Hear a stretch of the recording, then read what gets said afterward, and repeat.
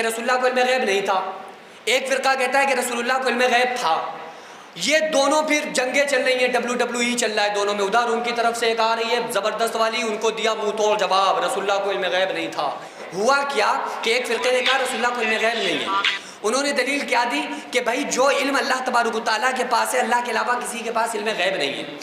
اچھا نبی کا کیا معنی ہے؟ اللہ تعالیٰ نے قرآن کریم میں کئی مقامات پر کہا یا ایھا النبی، کہ اے نبی۔ نبی کا معنی کیا ہے؟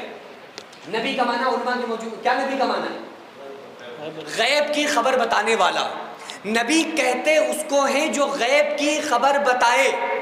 تو اللہ نے قرآن میں نبی کے لیے کہا یا ایھا النبی، اے غیب کی خبریں بتانے والے۔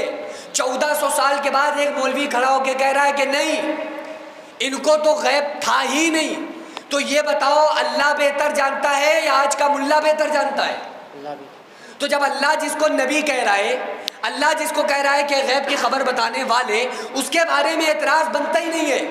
ہاں ایک سوال یہاں پر پیدا ہوتا ہے، وہ یہ کہ نبی کو علم غیب تھا، یہ تو کلی طور پہ آپ کو ماننا پڑے گا، یقینی طور پر آپ کو عقیدہ رکھنا پڑے گا، کیونکہ قرآن میں سینکڑوں مقامات سے بات ثابت ہے وما هو علی الغیب بضنین، وہ غیب بتانے میں بخیل نہیں۔ اللہ نے دوسری جگہ قرآن میں فرمایا کہ وہ جس کو چاہتا ہے اپنے رسولوں میں سے، جس پر چاہتا ہے غیب کو کھول دیتا ہے، تمام مقام پر۔ اور اللہ جب غیب بتانے میں بخیل نہیں تو پتہ نہیں کیا نہیں دیا ہوگا۔ قرآن کی کہتے ہیں ان اللہ یرزق من یشاء بغیر حساب، اللہ جسے چاہتا ہے بے حساب رزق دیتا ہے۔ اچھا بے حساب کسے کہتے ہیں؟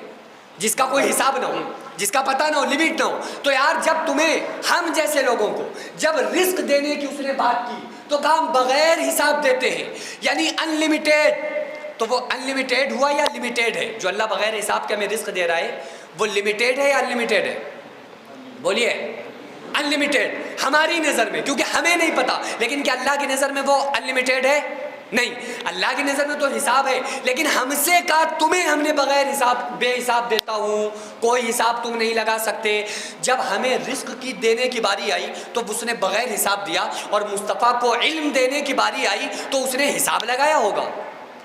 تو اچھا اب سوال یہ پیدا ہوتا ہے، یہ تو کلیئر ہو گیا حضور کو علم غیب ہے، اب کتنا ہے اس معاملے کو اور سمجھ لو کتنا ہے۔